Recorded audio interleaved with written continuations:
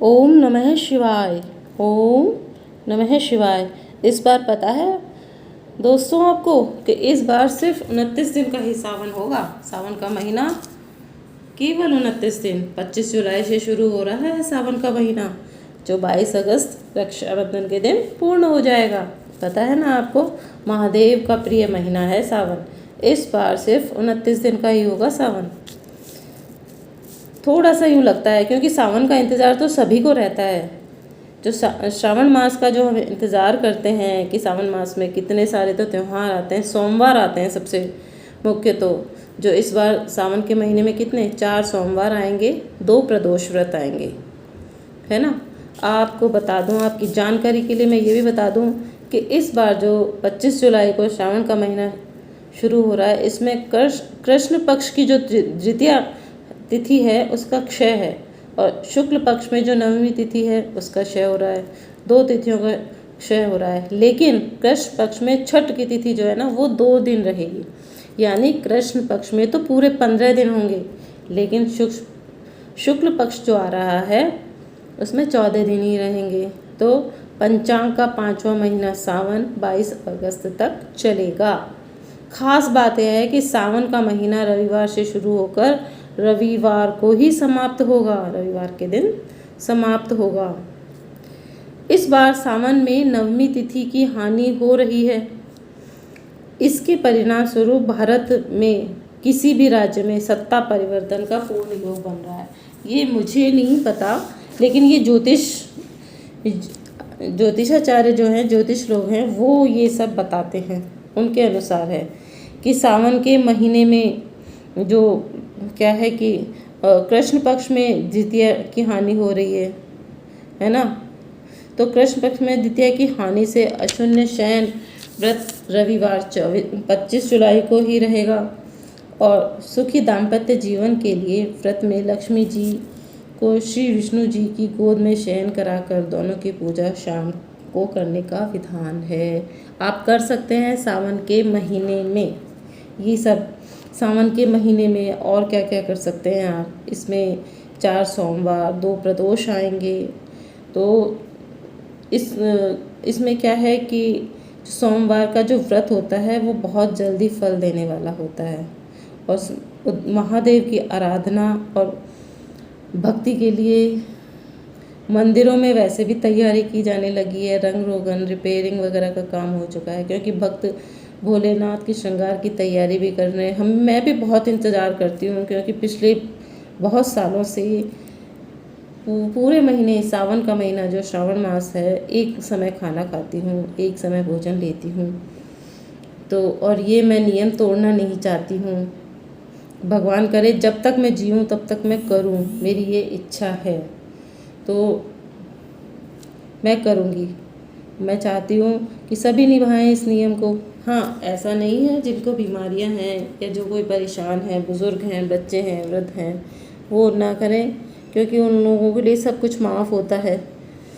पिछले सावन में तो क्या था, कोरोना का काल चल रहा था, तो मंदिर वगैरह खुले ही नहीं थे। इस बार शायद हमें ये मौका मिल जाएगा कि हम रुद्राभिषेक, जलाभिषेक, दुग्धाभिषेक सब कुछ कर पाएंगे। सावन के महीने में पूजा विधि क्या रखनी है ये भी मैं आपको बता दूं कि सभी जो श्रद्धालुगण हैं सुबह जल्दी उठें। 1 महीने कम से कम ये नियम ले लें कि सुबह जल्दी उठें, नहाएं धोएं, इन सब कार्यों से निवृत्त होकर के सुंदर साफ स्वच्छ वस्त्र धारण करें। सभी देवी देवता जो भी आपके घर में विराजमान हैं उनको गंगा जल से अभिषेक करें।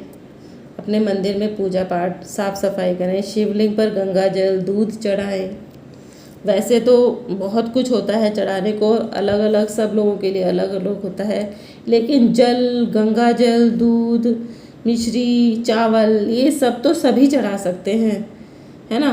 और भगवान शिव को पुष्प, बेल आदि पत्र, बेल पत्र वगैरह हैं ये अर्पित करें। बेल का फल अगर आपको मिल जाता है तो वो अवश्य अर्पित करें। आरती करके भोग लगाएं, और इस बात का ध्यान रखें कि भगवान को सिर्फ सात्विक चीज़ों का ही भोग लगाया जाता है। भगवान शिव का अधिक से अधिक ध्यान करें। ओम नमः शिवाय की माला का जाप करें। करना चाहिए। मेरे हिसाब से तो आपको मैं जानकारी के लिए बता दूं कि सावन के जो सोमवार आएंगे, पहला सोमवार आएगा 26 जुलाई को, दूसरा 2 अगस्त को पड़ेगा, तीसरा सोमवार है जो 9 अगस्त को आएगा और चौथा 16 अगस्त को आएगा। इस सावन में 4 ही सोमवार आ रहे हैं। प्रदोष व्रत अपने 2 आ जाएंगे, 5 अगस्त को और 20 अगस्त को। तो सावन के महीने का सबको इंतज़ार रहता है, आप करिए। और आइए मैं आपको सोमवार व्रत की कथा सुना देती हूँ। ये 16 सोमवार व्रत में भी सुन सकते हैं और साधारणतः सोमवार के व्रत में भी सुन सकते हैं। 16 सोमवार के व्रत किसी भी सोमवार को शुरू करके किए जा सकते हैं। तो अभी वैसे भी शुक्ल पक्ष चल रहा है, तो जो आज सोमवार है तो आप आज से इसे शुरू कर सकते हैं। तो आइए सुनते हैं कथा कि मृत्यु लोक में भ्रमण करने की इच्छा से एक समय श्री भूतनाथ भगवान भोलेनाथ माता पार्वती के साथ मृत्यु लोक में पधारे। भ्रमण करते करते दोनों विदर्भ देशांतर्गत अमरावती नामक एक अति रमणीक नगरी में पहुंच गए। अमरावती नगरी स्वर्ण के सदृश सभी प्रकार के सुखों से परिपूर्ण थी। उसमें वहाँ के महाराज द्वारा बनाया हुआ अति रमणीक शिव जी का मंदिर भी था। भगवान शंकर भगवती पार्वती के साथ उस मंदिर में निवास करने लगे। एक समय माता पार्वती भगवान भोलेनाथ को प्रसन्न देखकर मनोविनोद करने की इच्छा से बोली, हे महाराज, आज तो हम दोनों चौसर खेलेंगे। शिव जी ने प्राण प्रिया की बात को मान लिया, चौसर खेलने लगे। उसी समय मंदिर का पुजारी ब्राह्मण मंदिर में पूजा करने आया। माता पार्वती ने पुजारी जी से प्रश्न किया कि पुजारी जी बताओ, इस बाजी में हम दोनों में से किसकी जीत होगी? तो ब्राह्मण ने बिना विचारे जल्दी से बोल दिया कि महादेव की ही जीत होगी। थोड़ी देर में बाजी समाप्त हो गई और पार्वती जी जीत गई। पार्वती जी को बहुत गुस्सा आया और ब्राह्मण को झूठ बोलने के अपराध में के कारण श्राप दे दिया। भोलेनाथ ने माता पार्वती को बहुत समझाया, लेकिन उन्होंने ब्राह्मण को कोढ़े होने का श्राप दे दिया। कुछ समय बाद पार्वती जी के श्रापवश पुजारी के शरीर में कोढ़ पैदा हो गया। वह बहुत दुखी रहने लगा। पुजारी को श्राप का कष्ट भोगते हुए जब बहुत दिन गुजर गए तो एक दिन देवलोक की अप्सराएं शिव जी की पूजा करने के लिए उसी मंदिर में पधारी। पुजारी के कोढ़ के कष्ट को देख करके उन्हें बड़ी दया आई। उन्होंने उससे रोगी होने का कारण पूछा तो पुजारी ने इसने संकोच सारी बात बता दी। वे अप्सराएं बोली, हे पुजारी जी, अब तुम अधिक दुखी मत होना। भगवान शिव तुम्हारे सारे कष्टों को दूर कर देंगे। तुम सब व्रतों में श्रेष्ठ षोडश सोमवार का व्रत भक्तिभाव से किया करो। पुजारी ने अप्सराओं से नम्रतापूर्वक षोडश 16 सोमवार की विधि पूछी। अप्सराओं ने बताया कि सोमवार को भक्ति भाव से व्रत करो, साफ वस्त्र पहनो, संध्या व उपासना के बाद आधा सेर गेहूं का आटा लो, उसके 3 भाग करो और घी गुड़ दीप नैवेद्य पुंगी फल बेलपत्र जनेऊ जोड़ा चंदन अक्षत पुष्प आदि के द्वारा प्रदोष काल में भगवान शंकर की विधि से पूजा करो। तत्पश्चात 3 भागों में 1 भाग शिव जी को अर्पण कर दो, बाकी 2 भाग शिव जी का प्रसाद समझकर उपस्थित लोगों में बांट दो और आप भी प्रसाद समझकर खाओ। इस विधि से 16 सोमवार व्रत रखो और 17वें सोमवार को पाव से पवित्र गेहूं के आटे की बाटियां बनाओ, उसमें घी और गुड़ मिलाकर चूरमा बनाओ। भगवान भोलेनाथ को भोग लगाकर उपस्थित भक्तों में बांट दो। इसके बाद कुटुंब सहित प्रसाद लो और शिव जी की कृपा से उनकी सभी मनोकामनाएं पूरी हो जाती है। ऐसा कहकर अप्सराएं स्वर्ग को चली गई। ब्राह्मण ने यथाविधि षोडश सोमवार व्रत किया तथा भगवान शिव की कृपा से रोग से मुक्ति पाकर आनंद से रहने लगा। कुछ दिन बाद शिव जी और पार्वती जी उस मंदिर में पुनः पधारे। ब्राह्मण को निरोग देखकर पार्वती जी ने ब्राह्मण से रोग से मुक्त होने का उपाय पूछा तो ब्राह्मण ने 16 सोमवार व्रत कथा सुना दी। पार्वती जी बहुत प्रसन्न हुई, ब्राह्मण से व्रत की विधि पूछी और स्वयं व्रत के लिए तैयार हो गई। व्रत करने के बाद उनकी मनोकामनाएं पूरी हुई। उनके रूठे बेटे स्वामी कार्तिकेय जी स्वयं माता की आज्ञाकारी हो गए। कार्तिकेय जी को अपना यह विचार परिवर्तन का रहस्य जानने की इच्छा हुई तो वे माता से बोले, हे माता, आपने ऐसा कौन सा उपाय किया जिससे मेरा मन आपकी ओर आकर्षित हो गया। पार्वती जी ने वही षोडश सोमवार व्रत की कथा उनको सुना दी। कार्तिकेय जी ने कहा कि इस व्रत को मैं भी करूँगा, क्योंकि मेरा प्रिय मित्र ब्राह्मण बहुत दुखी दिल से प्रदेश गया है। मेरे उससे मिलने की बहुत इच्छा है। कार्तिकेय जी ने भी इस व्रत को किया और उनका प्रिय मित्र मिल गया।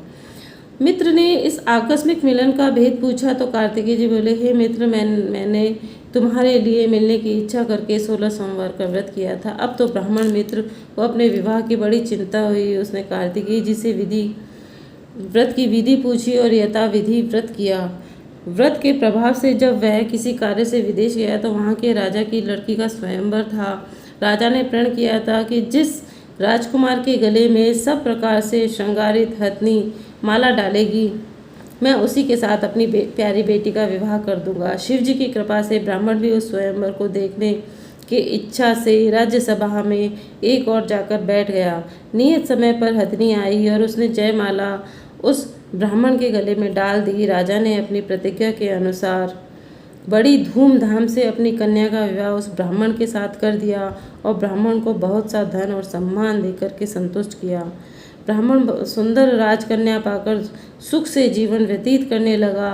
एक दिन राजकन्या ने अपने पति से प्रश्न किया, हे प्राणनाथ, आपने ऐसा कौन सा भारी पुण्य कार्य किया था जिसके प्रभाव से हथनी ने सब राजकुमारों को छोड़कर के आपको वरण किया है।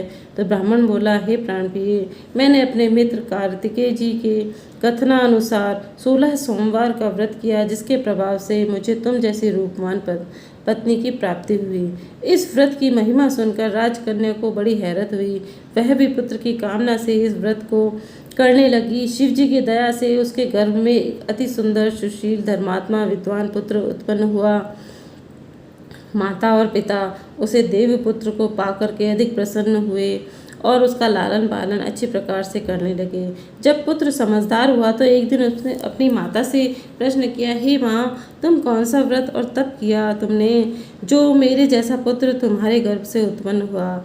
उसकी माता ने 16 सोमवार की व्रत कथा पुत्र को बताई। पुत्र ने भी यह सब मनोरथ पूर्ण करने के लिए सरल व्रत को सुना और वह भी राज्य अधिकार पाने के लिए इच्छा से हर सोमवार को यथाविधि यह व्रत करने लगा।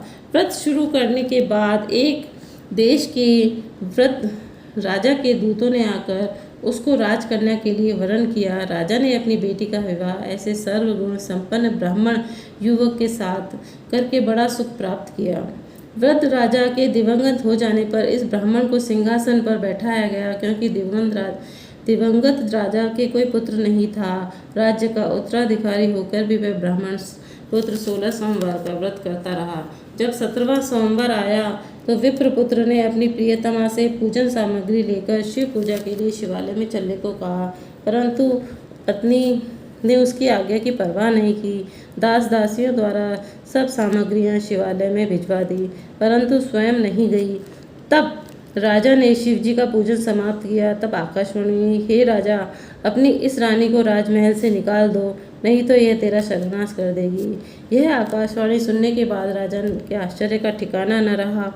उसने मंत्रणा गृह में आकर सभी सभासदों को बुलाकर के, मंत्रियों, मुझे आज शिव जी की आकाशवाणी हुई है कि राजा तू इस रानी को राज्य से निकाल दे, नहीं तो ये तेरा सर्वनाश कर देगी।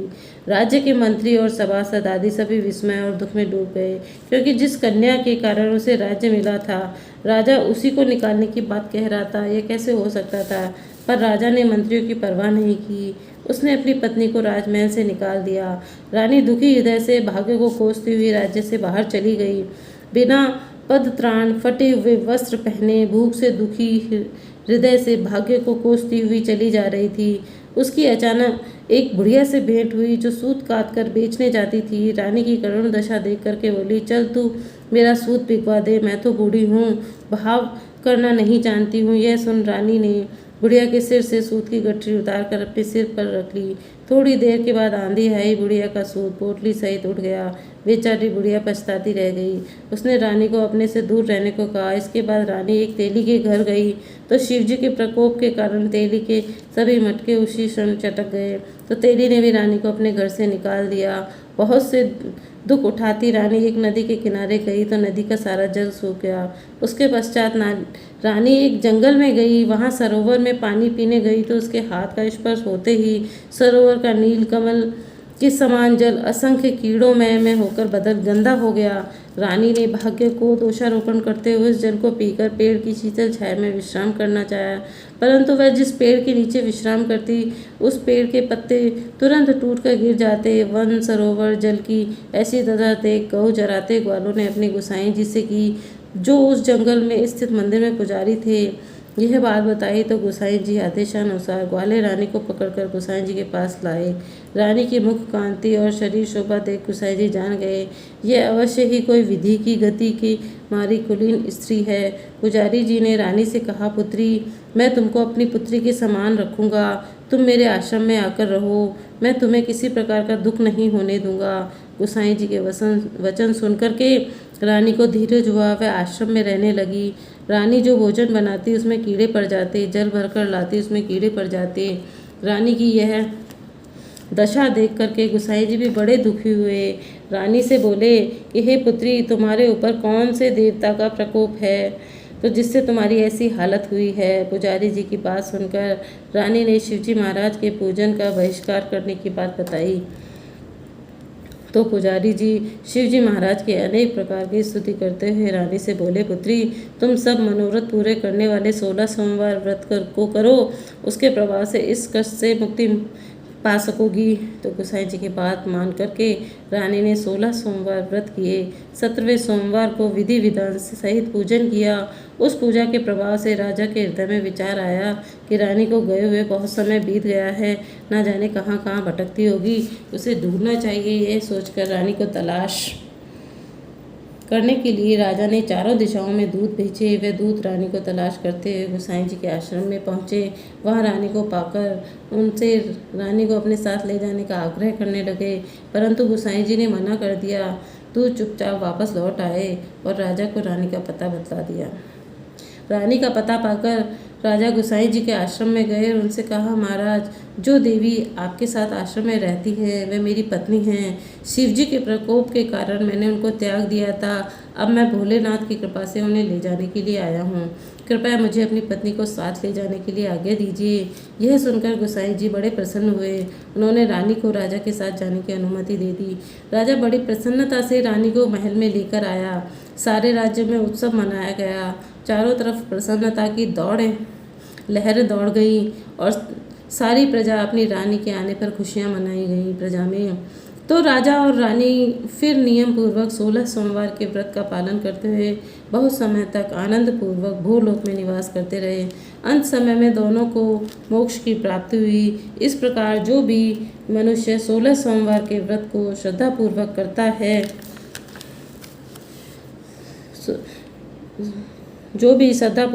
है, वो सभी खुशियों से संपन्न होता है, सुख समृद्धि से संपन्न होता है। तो आज की प्रस्तुति आपको कैसी लगी, अच्छी लगी हो तो ओम नमः शिवाय का कमेंट अवश्य करें। और मेरे चैनल को अगर सब्सक्राइब नहीं किया है तो सब्सक्राइब कर लें और लाइक कर दें और ज़्यादा से ज़्यादा लोगों तक ये कथा कहानी पहुँचाएँ, अच्छी अच्छी बातें पहुँचाएँ। तो ओम नमः शिवाय, ओम नमः शिवाय।